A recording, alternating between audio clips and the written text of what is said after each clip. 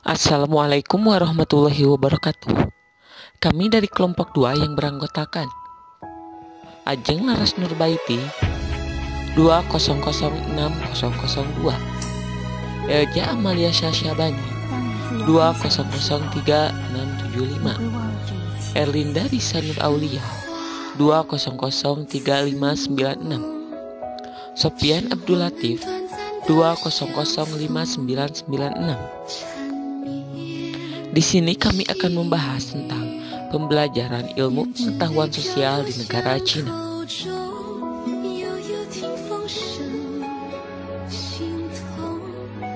Pendidikan ilmu pengetahuan sosial adalah penyederhanaan atau adaptasi dari disiplin ilmu sosial dan humaniora, serta kegiatan dasar manusia yang diorganisasikan dan disajikan secara ilmiah untuk tujuan pendidikan. Pendidikan IPS sebagai mata pelajaran diterapkan dalam kurikulum di sekolah mulai dari jenjang sekolah dasar, sekolah menengah pertama, hingga sekolah menengah atas atau kejuruan. Pendidikan IPS di jenjang sekolahan erat kaitannya dengan disiplin ilmu sosial yang terintegrasi dengan pengetahuan lain yang dikemas secara ilmiah dan pedagogis untuk kepentingan pembelajaran. Di Cina, ilmu pengetahuan sosial disebut dengan studi sosial. Studi sosial merupakan salah satu program utama yang mengalami reformasi saat ini, yang merupakan subjek pengetahuan yaitu sejarah, geografi, dan secara tradisional. Kurikulum lama menekankan retensi informasi dalam bidang pengetahuan tertentu, tetapi mengabaikan pengembangan pengetahuan dan komprehensif dalam disiplin ilmu yang saling terkait dengan tatanan yang lebih tinggi akan kemampuan berpikir siswa dan kemampuan untuk menerapkan pengetahuan dan keterampilan untuk memecahkan masalah. Di bawah reformasi saat ini, pendidikan moral kelas 1 sampai kelas 6 dan masyarakat kelas 4 sampai kelas 6 diganti dengan komprehensif moralitas dan kehidupan kelas 1 sampai kelas 2 dan moralitas dan masyarakat kelas 3 sampai kelas 6. Sementara pada tingkat sekolah menengah, sejarah dan geografi terintegrasi dalam satu subjek, sejarah dan masyarakat, untuk membangun dan meningkatkan potensi studi sosial yang lebih bermakna dan relevan. Maka di SMA masih menerapkan geografi dan sejarah sebagai program individu. Standar nasional untuk sejarah dan masyarakat didefinisikan dalam kurikulum baru bisa yang berfungsi sebagai kerangka untuk pendidikan ilmu sosial di Cina. Ada 10 tema untuk keunggulan dan ilmu sosial. Standar untuk sejarah dan masyarakat tidak hanya menawarkan harapan kinerja, tetapi juga menyediakan jumlah besar contoh praktek kelas untuk membimbing guru dan merancang instruksi untuk membantu siswa memenuhi harapan kerja. Yang selanjutnya yaitu membahas tentang tujuan Cina mempelajari studi sosial.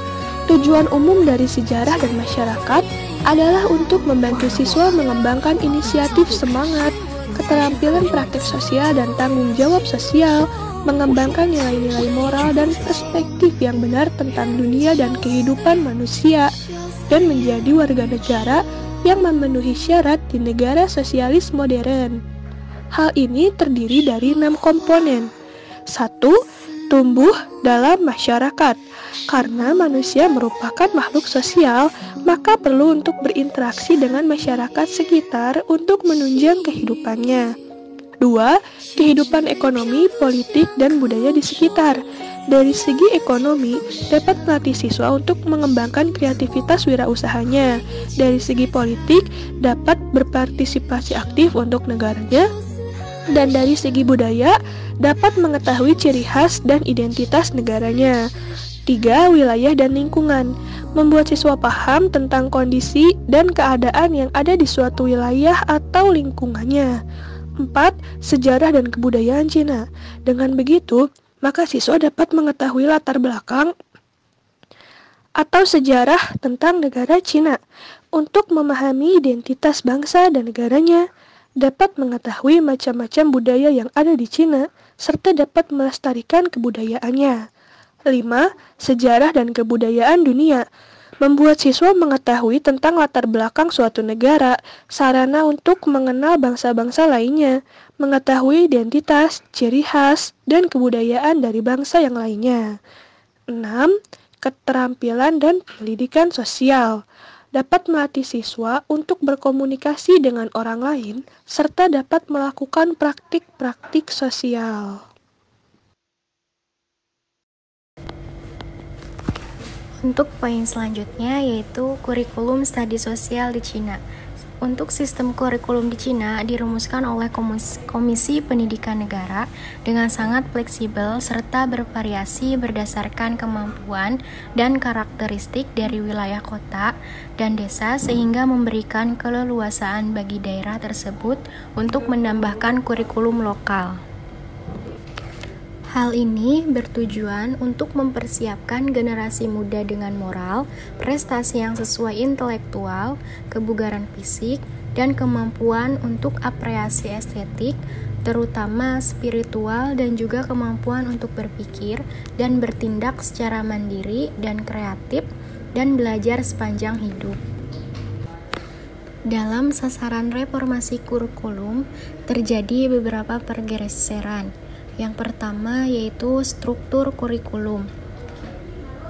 Struktur kurikulum ini terjadi pergeseran dari pemisahan disiplin untuk seimbang, kurikulum terpadu yang lebih adaptif terhadap pemilihan peserta didik.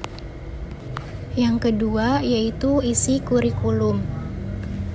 Isi kurikulum ini terjadi pergeseran dari presentasi sistematis disiplin individu dan penekanan yang berlebihan pada pengetahuan tradisional untuk integrasi Nusantara, masyarakat modern, seperti pengembangan teknologi dan kehidupan peserta didik.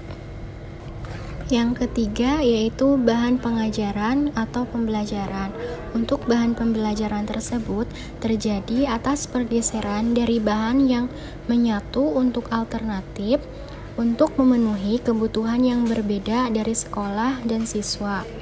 Yang keempat yaitu ada evaluasi kurikulum.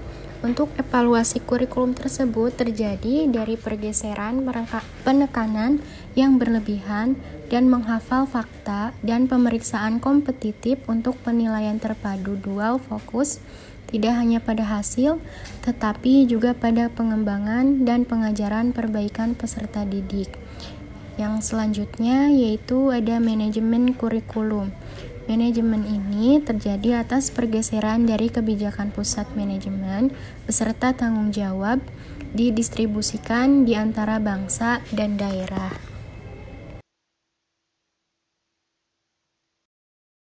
Cakupan studi sosial di Cina. Cakupan studi sosial di Cina terdiri atas pergeseran dari presentasi sistematis individu, pengetahuan tradisional yang ditekankan secara berlebihan untuk menyesuaikan antara masyarakat tradisional dengan masyarakat modern, dan juga membahas pengembangan teknologi serta kehidupan peserta didik.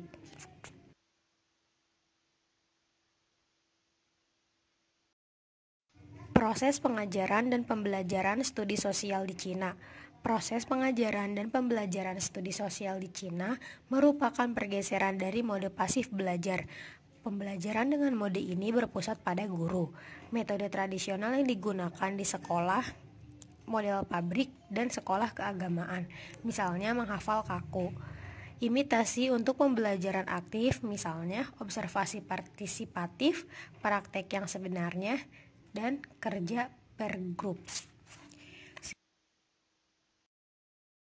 Sekian dari kelompok kami, mohon maaf apabila ada salah kata yang disengaja maupun tidak disengaja. Semoga bisa menambah ilmu dan wawasan kita semua mengenai pembelajaran IPS di Cina.